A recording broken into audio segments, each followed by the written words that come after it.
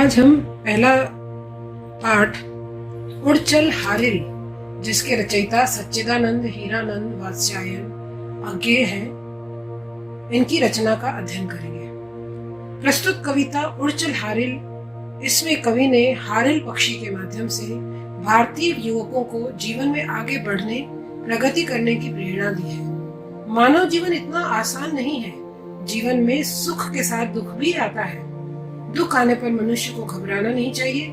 जीवन में आने वाली चुनौतियों को स्वीकार करते हुए फिनिक्स पक्षी, जो कि हारिल पक्षी को इंग्लिश में जैसे कहा गया है, इनकी तरह आसमान में उड़ना, जीवन की ऊंचाइयों को छूना ही हमारे जीवन का लक्ष्य होना चाहिए। तो सबसे पहले इस कविता का हम कविता पाठ करेंगे। उड़ चल हारिल लिए हाथ में यही अकेला ओछा तिनका, उषा जाग उठी प्राची में कैसी बाट भरोसा किसका।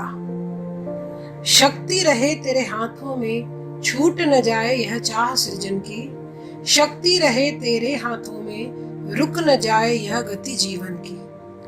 ऊपर ऊपर ऊपर ऊपर बढ़ा चीर चल दिग्मंडल, अनथक पंखों की चोटों से नभ में एक मचा दे हलचल। तिनका तेरे हाथों में है अमर एक रचना का साधन, तिनका तेरे पंजों में है विघ्ना के प्राणों का स्पंदन। बहुत ही अच्छी रचना की है कवि ने। इसमें हारिल एक ऐसे पक्षी का नाम है जो कि महाराष्ट्र का राज्य पक्षी है। जिस तरह राष्ट्र पक्षी मोर होता है, उसी तरह अपने अपने प्रांत का एक पक्षी होता है जो राज्य पक्षी कहलाता है। तो हमारे महाराष्ट्र का जो पक्षी है वह हारिल है। उसके बारे में कवि ने यहाँ स्पष्टीकरण किया है और उसके साथ हमारे जीवन को कैसा होना चाहिए उसके बारे में भी यहाँ पर कवि ने बहुत ही विस्तार पूर्वक सुंदर तरीके से बताया है। कवि अज्ञेय हारिल के माध्यम से देश के युवकों को संदेश देते हैं कि हे नवयुवक, अपने जिस प्रकार हारिल पक्षी सवेरा होते ही अपनी उड़ान भरता है और अपने हाथ में एक छोटा तिनका लेकर एक लक्ष्य लिए उड़ता है, उसी प्रकार युवकों को संदेश देते हैं कि जीवन में एक निश्चित लक्ष्य लेकर आगे बढ़ना चाहिए। उषा जाग उठी प्राची में, सुबह सवेरा हो चुका है और जिस तरह पक्षी सवेरा होते ही एक छोटे सा तिनका लेकर और अकेला ही उड़ता चला जाता है लक्ष्य लेकर, उसी प्रकार कवि कहते हैं कि उषा जाग उठी प्राची में कैसी बाट भरोसा किसका। हे नवयुवक, अब सवेरा हो चुका है, न तो किसी की राह देखो और न किसी पर भरोसा करो और अपने उद्देश्य को, अपने लक्ष्य को पाने के लिए तुम अकेले ही निकल चलो। शक्ति रहे तेरे हाथों में छूट न जाए यह चाह की सृजन। अपने हाथों की शक्ति को पहचानो, उसमें जो सृजन की चाह है, जो कुछ नया निर्माण करने की चाह है, उसे बनाए रखो। शक्ति रहे तेरे हाथों में रुक न जाए यह गति जीवन की। अपने जीवन की गति को रुकने मत दो, उसे अनवरत लगातार अपने कार्य क्षेत्र में लगे रहने दो। तुम ऊपर ऊपर ऊपर ऊपर बढ़ा चीर चल दिग्मंडल, तुम अपने कार्य क्षेत्र में आगे बढ़ते रहो और इतने आगे बढ़ो कि सभी दिशाओं में तुम्हारा अस्तित्व बढ़े। अनकत पंखों की चोटों से नभ में एक मचा दे हलचल। जिस प्रकार पक्षी अपने पंखों की फड़फड़ाहट से आकाश में अपनी उपस्थिति दर्शाता है, इसी प्रकार हे नवयुवक, अपने कार्य क्षेत्र में इतने सक्षम बनो कि वहां लोग तुम्हें पहचानने लगे। तिनका तेरे हाथों में है अमर एक रचना का साधन। तुम्हारे हाथों में भी जो कुछ भी हुनर है उससे तुम बढ़ो और उससे, क्योंकि तुम बड़ी बड़ी रचनाएं कर सकते हो। जिस प्रकार एक छोटे से तिनके से पक्षी कितना सुंदर घोंसला तैयार करता है, तुम भी अपने छोटे से कार्य, छोटे सी साधन से तुम बहुत बड़े बड़े कार्य कर सकते हो। तुम्हारा कार्य विधाता के प्राणों का स्पंदन है। कांपना यद्यपि दसों दिशा में, तुझे शून्य नभ घेर रहा है, रुकना यद्यपि उपहास जगत का तुझको पद से हेर रहा है। तू मिट्टी था किंतु आज मिट्टी को तूने बांध लिया है। तू था सृष्टि किंतु सृष्टा का घर तूने पहचान लिया है, गुर तूने पहचान लिया है। मिट्टी निश्चय है यथार्थ, पर क्या जीवन केवल मिट्टी है। तू मिट्टी पर मिट्टी से उठने की इच्छा किसने दी है।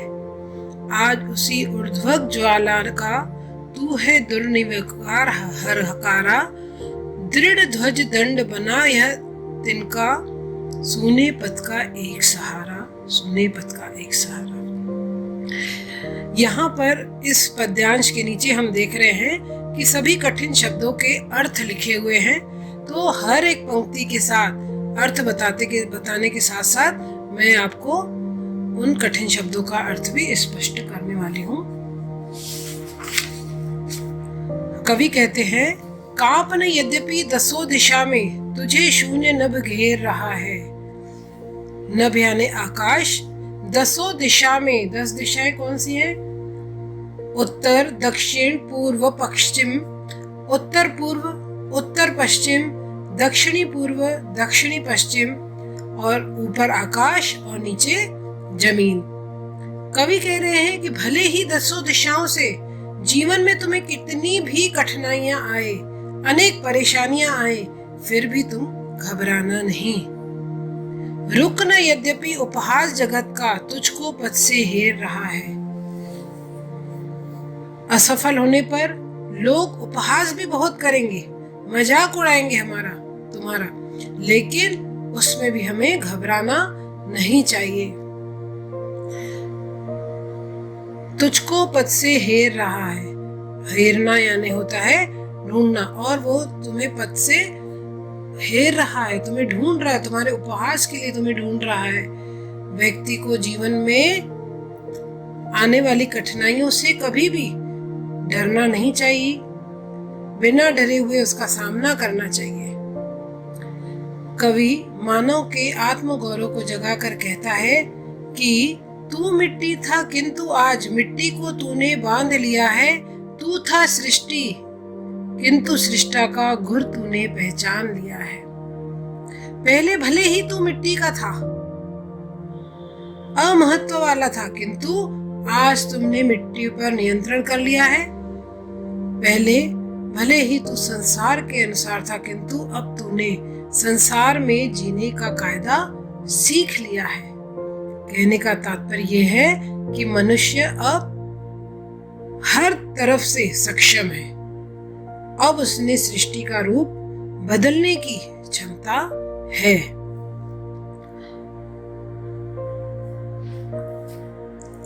मिट्टी निश्चय है यथार्थ, पर क्या जीवन केवल मिट्टी है। तू मिट्टी पर मिट्टी से उठने की इच्छा किसने दी है। कवि कहते हैं कि क्या मानव जीवन केवल मिट्टी सदृश है। यदि मानव जीवन केवल मिट्टी सदृश है तो मानव में मिट्टी से ऊपर उठने की इच्छा किसने पैदा की। कवि उसी हारिल जो कि मानव का प्रतीक है, मानव के आगे बढ़ने का प्रतीक जिसे माना गया है, आज मस्तिष्क की मशाल का संदेश वाहक कह रहा है कि मस्तिष्क में वह मशाल जला और वह संदेश दे रहा है। और हारिल के हाथ का यही तिनका जिस तरह आगे बढ़ने का कार्य करता है, वैसे ही हमारा हाथ जो है वो सोने पथ पर हमारा सहारा बन सकता है। बांध लिया है, तू था सृष्टि किंतु सृष्टा का गुर तूने पहचान लिया है। पहले भले ही तू मिट्टी का था, अमहत्व वाला था, किंतु आज तुमने मिट्टी पर नियंत्रण कर लिया है। पहले भले ही तू संसार के अनुसार था, किंतु अब तूने संसार में जीने का कायदा सीख लिया है। कहने का तात्पर्य यह है कि मनुष्य अब हर तरफ से सक्षम है। अब उसने सृष्टि का रूप बदलने की क्षमता है।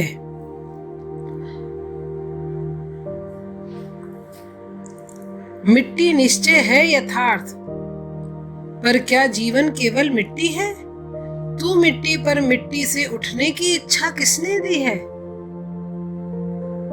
कवि कहते हैं कि क्या मानव जीवन केवल मिट्टी सदृश है?